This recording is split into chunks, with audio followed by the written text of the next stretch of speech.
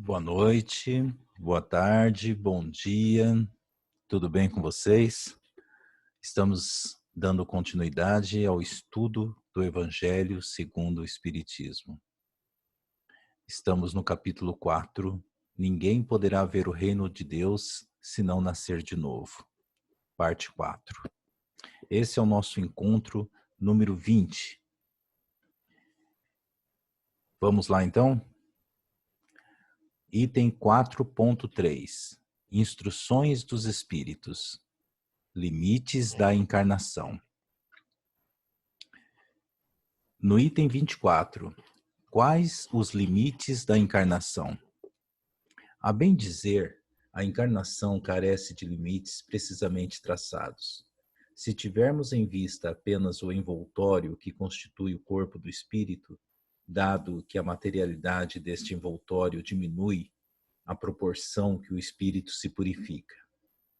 Em certos mundos mais adiantados do que a Terra, já ele é menos compacto, menos pesado e menos grosseiro, e por conseguinte, menos sujeito a vicissitudes. Em grau mais elevado, é diáfano, ou seja, que permite a passagem de luz, que é transparente, que é límpido e quase fluídico. Vai desmaterializando-se de grau em grau e acaba por se confundir com o perispírito. Conforme o mundo em que é levado a viver, o espírito reveste o invólucro apropriado à natureza desse mundo. Então, voltando aqui ao primeiro parágrafo, a bem dizer, a encarnação carece de limites precisamente traçados se tivermos em vista apenas o envoltório que constitui o corpo do espírito, dado que a materialidade deste envoltório diminui à proporção que o espírito se purifica. Então, essa resposta traz um porém, ou seja, não é tão simples dizer qual o limite da encarnação. O que está sendo colocado pelo espírito, né, porque aqui, essa fase do estudo, são apenas instruções dos espíritos, né? Então, o que está sendo colocado pelo espírito é que depende do ponto de vista. Se eu quero saber os limites da encarnação de um corpo na Terra, que é essencialmente material, é uma coisa. Se eu quero saber de um corpo menos material, é outra coisa.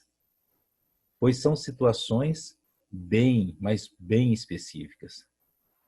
Pois as possibilidades de evolução de um espírito são muito grandes. Não dá para responder essa pergunta assim, em A mais B. A encarnação vai até esse ponto. Não tem como dizer isso. Continuando aqui. Em certos mundos mais adiantados do que a Terra, já ele é menos compacto, menos pesado e menos grosseiro, e por conseguinte, menos sujeito a vicissitudes. Então, com certeza, esses mundos que ele está citando aqui, ele não está falando da Terra, né? Que são mundos bem mais adiantados. Em grau mais elevado, é diáfano e quase fluídico. Vai desmaterializando-se de grau em grau e acaba por se confundir com o perispírito. Conforme o mundo em que ele é levado a viver, o espírito reveste o invólucro apropriado à natureza desse mundo. Quer dizer, o espírito não pode chegar no mundo inferior ao que ele está.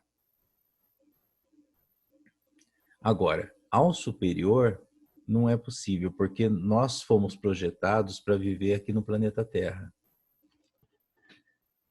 Se você for ultrapassar a estratosfera e começar a viajar lá no espaço sideral, com esse corpo aqui, que você não consegue. Você não sobrevive. Você vai morrer com a ausência do oxigênio. Então, não dá para a gente aqui, nós, com esse corpo, irmos para um lugar melhor, mas é possível que um espírito que não precise mais desse corpo volte para cá. Mas ele vai precisar de uma adaptação. porque é uma energia muito densa, essa aqui. Entenderam? Daqui para lá não é possível, mas de lá para cá sim. Mas ele vai precisar de uma adaptação. Se eu colocar para vocês de uma maneira assim mais grosseira, só para que vocês entendam um pouco melhor, quando eu falo assim dessa adaptação, né? Porque em tese dá a entender que para ele não vai ter dificuldade nenhuma, né? Porque ele já está evoluído, já está num grau superior.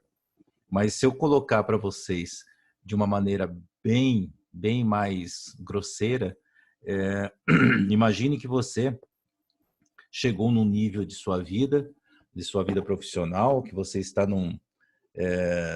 numa situação confortável, que você dirige um carro com uma direção hidráulica, um carro maravilhoso, todo elétrico, todo equipado, e de repente alguém fala: olha, eu tenho uma missão para você.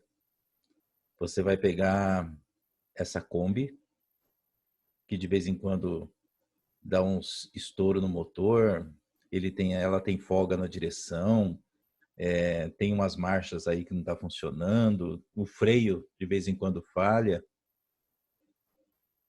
Você vai ter enorme dificuldade para se adaptar, não vai? No entanto, se você acompanhar ali no banco de passageiros o motorista da Kombi, você vai notar a grande facilidade que ele tem em dirigir, porque ele vivencia isso diariamente. Entenderam? É uma comparação bem chula para que vocês entendam essa questão do espírito que viria para esse nosso mundo e ele teria sim dificuldade para se adaptar. Vamos continuando aqui. Nota do expositor. Isso aqui foi pesquisado no livro Vocabulário Espírita de Allan Kardec. Perispírito, de peri, em redor, e espíritos, de espírito. O que é o perispírito? Apenas para relembrar, né? Para quem já viu ou para quem não viu, para que talvez tenha a condição de entender agora. O perispírito é um invólucro semimaterial do espírito depois da sua separação do corpo. O espírito o tira do mundo em que se acha e o troca ao passar de um a outro. Ele é mais ou menos sutil ou grosseiro, segundo a natureza de cada globo. O perispírito pode tomar todas as formas à vontade do espírito. Ordinariamente, ele assume a imagem que este tinha em sua última existência corporal. Embora de natureza etérea, a substância do perispírito é suscetível de certas modificações que a tornam perceptível à nossa vista.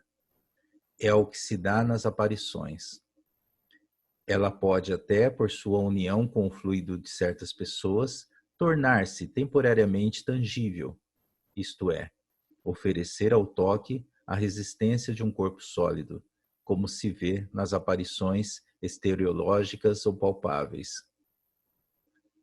A estereologia é o estudo das partes sólidas dos corpos vivos.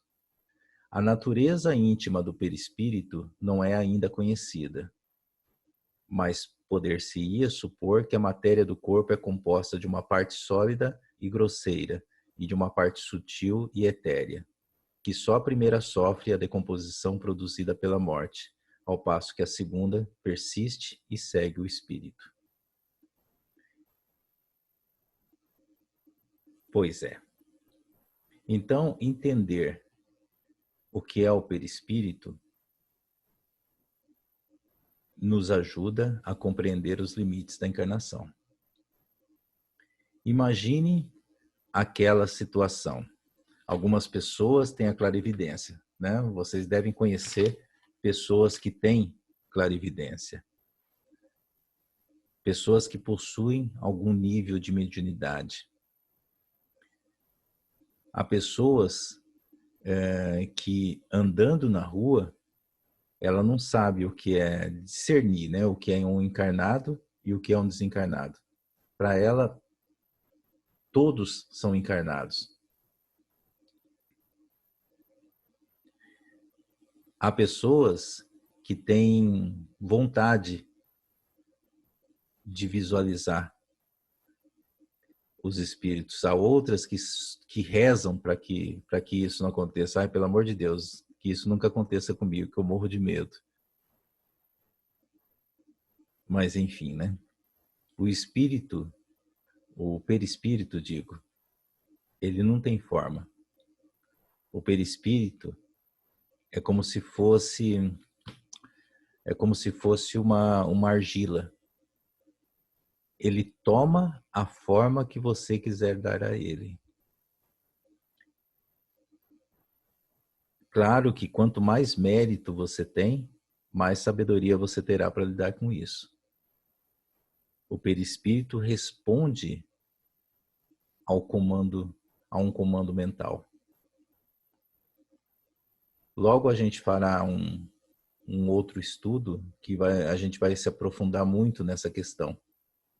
Principalmente nessa questão que eu estou colocando aqui, que o perispírito responde a comandos mentais. Mas vamos continuar aqui a explicação. Se eu gostei da minha encarnação como Flávio, e eu quero ser reconhecido como Flávio, depois de desencarnado, provavelmente eu vou ter essa forma, essa face. Se eu fiz coisas erradas, se eu cometi crimes e eu tenho débitos, provavelmente não conseguirei me desligar dessa forma, pois o fato de me encontrarem faz parte desse processo de resgate. Então, eu mato, eu roubo o dinheiro das pessoas,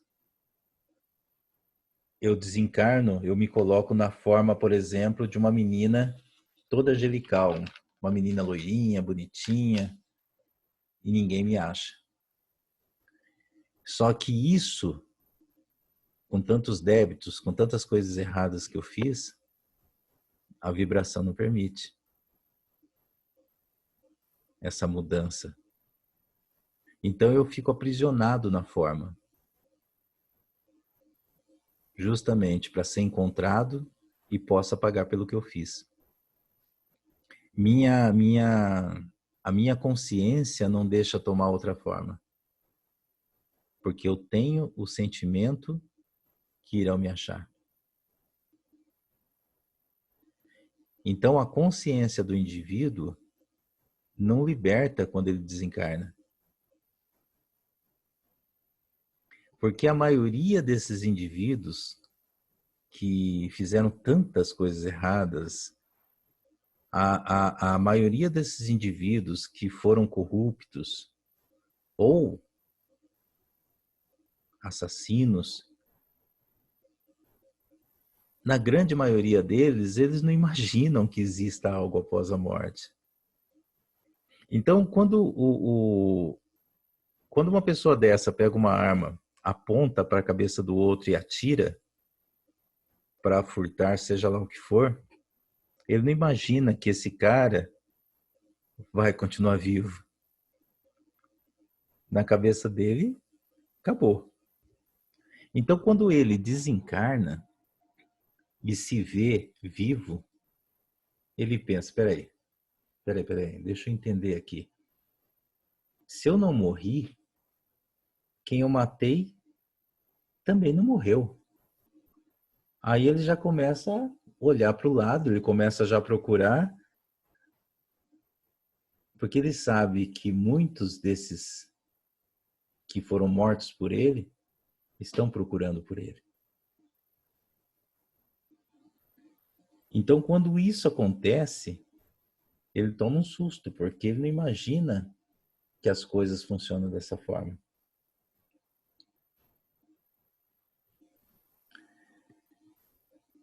Então, continuando aqui. Embora de natureza etérea, a substância do perispírito é suscetível de certas modificações que a tornam perceptível à nossa vista. E é o que se dá nas aparições. Ela pode até, por sua união com o fluido de certas pessoas, tornar-se temporariamente tangível, isto é, oferecer ao toque a resistência de um corpo sólido, como se vê nas aparições exteriológicas ou palpáveis. A natureza íntima do perispírito não é ainda conhecida, mas poder-se-ia supor que a matéria do corpo é composta de uma parte sólida e grosseira e de uma parte sutil e etérea, que só a primeira sofre a decomposição produzida pela morte, ao passo que a segunda persiste e segue o perispírito. Então, vocês lembram de quando a gente falou sobre isso? Que o perispírito é o que liga o espírito, que não é matéria, ao corpo? Lembram? O perispírito é o que liga o espírito, que não é matéria, ao corpo, que é matéria. Aí ele precisaria ter as duas coisas. Entenderam o que é perispírito? Qual o entendimento de vocês, com suas palavras, sobre o perispírito? Quem tem uma definição, por mais básica que seja, para me responder? É uma pequena lição que eu deixo para vocês. Então, o nosso encontro está terminando aqui.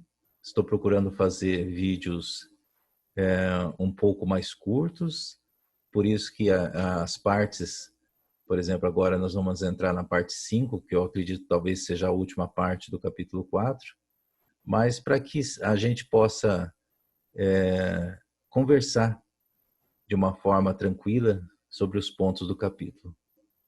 Espero que esteja gostando e que tenha uma semana abençoada e nos encontramos na próxima aula. Muito obrigado. Não se esqueçam do perispírito, hein, que eu perguntei. Grande abraço a todos.